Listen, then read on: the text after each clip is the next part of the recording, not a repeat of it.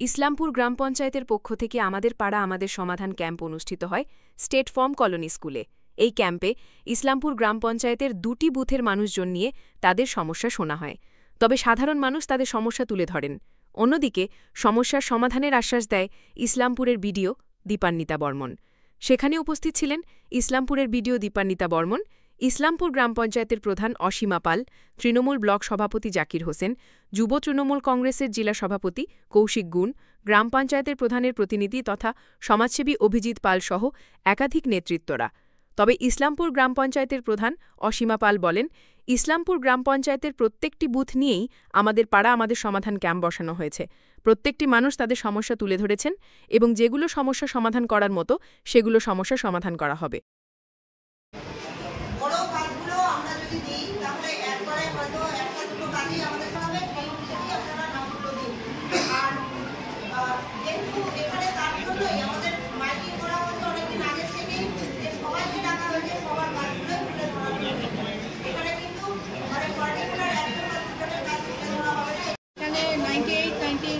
Polling station এরিয়াতে যে যারা ভোটার আছেন তারা উপস্থিত ছিলেন এবং ওনারা অ্যাক্টিভলি পার্টিসিপেট করেছেন। যে সমস্যাগুলো আছে স্বতঃস্ফূর্তভাবে আমাদের সামনে নিয়ে এসেছেন। কিছু কিছু সমস্যা আছে যেগুলো অনেক দিনের পুরনো সমস্যা, ওয়াটার লগিং, রাস্তা রিপেয়ারিংয়ের সমস্যা আছে, কিন্তু একটু লেন্থে বড়, যেগুলো আমরা আগেই অলরেডি এগুলো অ্যাড্রেস করা হয়েছিল, সিএমআরও কমপ্লেন হয়েছে এবং আমরা এগুলো এনকোয়ারি করে এগুলোর জন্য এনকোয়ারি রিপোর্টও পাঠিয়েছি নেসেসারি স্যাংশনের জন্য। তো তাছাড়া অন্যান্য যে সমস্ত ছোটো সমস্যাগুলো রয়েছে, এক একটা পোলিং স্টেশন কিছু যেহেতু 10 লাখ টাকা বরাদ্দ আছে, তো এখানকার যে স্কুল আছে সেগুলোর জন্য কিছু রিপেয়ারিংয়ের জন্য আমরা করেছি। আর তাছাড়া কিছু ছোটো রাস্তা যেগুলো অল্প রিপেয়ারিং করলে পরে সমস্যার সমাধান হবে সেগুলো আছে। স্ট্রিট লাইট আছে এবং মহিলারাও এখানে কিছু কিছু সমস্যার কথা বলেছেন, সেগুলো আমরা করার চেষ্টা করবো। নোট ডাউন করা হবে, তারপর যেভাবে আমাদের স্কিম ফিল্ডে নামে সেগুলো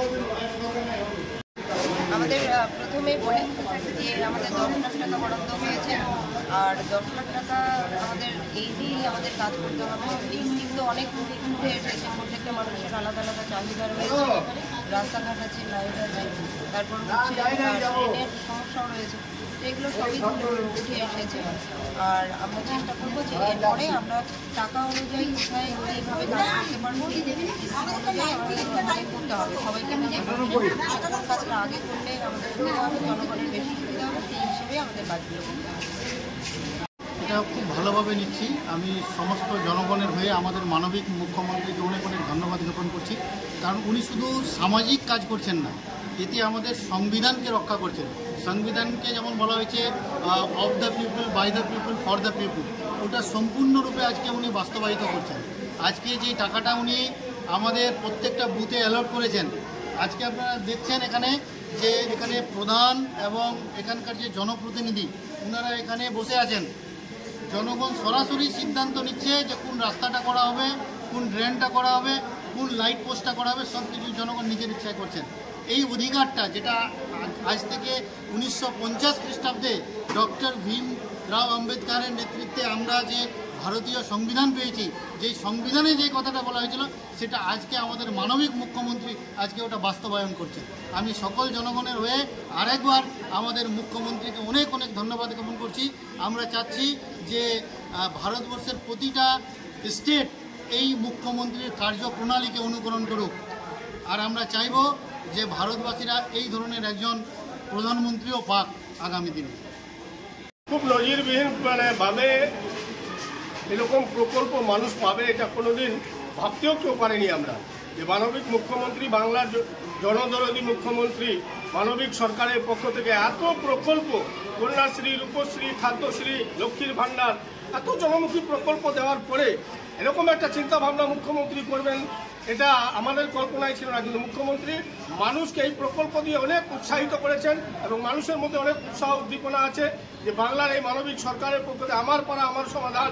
মানুষ খুব উৎসাহিত যে আমার পাড়ার কাজটা আমি নিজে করতে পারবো, যেটা একটা জনপ্রতিনিধির অধিকার ছিল, আজকে সেই অধিকারটা সাধারণ মানুষকে যে মমতা ব্যানার্জি দিয়েছে, তার জন্য মানুষ মমতা বন্দ্যোপাধ্যায়ের প্রতি অনেক কৃতজ্ঞ।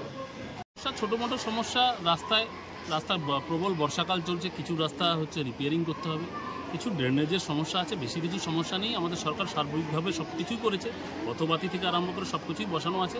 আর এই এলাকায় স্বভাবত এই এলাকাটা লো ল্যান্ড, ইসলামপুর শহর এবং সংলগ্ন এই জায়গাটা ইসলামপুর গ্রাম পঞ্চায়েতের মধ্যে লো ল্যান্ড। এখানে বর্ষাকালে একটু জল জমে, সেই ব্যাপারটা বিডিও ম্যাডামও বললো।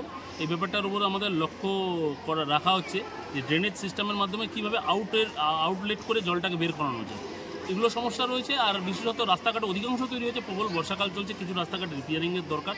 আর এখানে প্রধান অসীমা পাল রয়েছেন, দক্ষ প্রধান, তিনি ভালো কাজ করেন। আগামী দিনে ইসলামপুর পঞ্চায়েতের আরও শ্রীবৃদ্ধি ঘটুক।